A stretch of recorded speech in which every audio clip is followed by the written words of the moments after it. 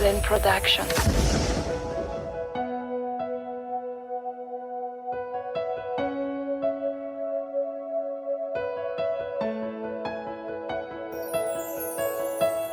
Nindrika mamiratra marasa sainy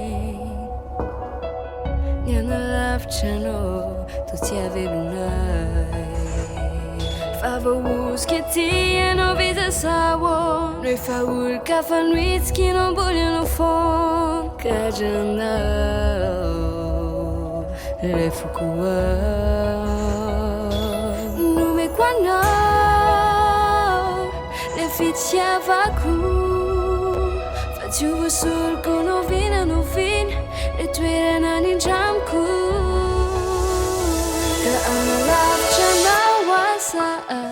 na mety alahelo anao azahoany ny foko tsy io fa hitahiry ireo fita nilentika teo le masoandro efa hiva analavitra anao aza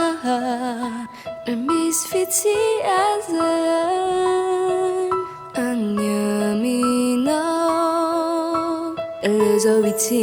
manginanao nitsika voafetry ny fotoana ny tiako menao e de lasa sarisary foana ny tananao ny tantanay fa ny fonao mbola mitempo anazy saiko mitady ho sary fa ny foko no matsiaro marary mila tsy ho zakany eritreritro fa zay ataonao de tao mamitsara ny atsika tantara vo ny ando de tapitra sahady analala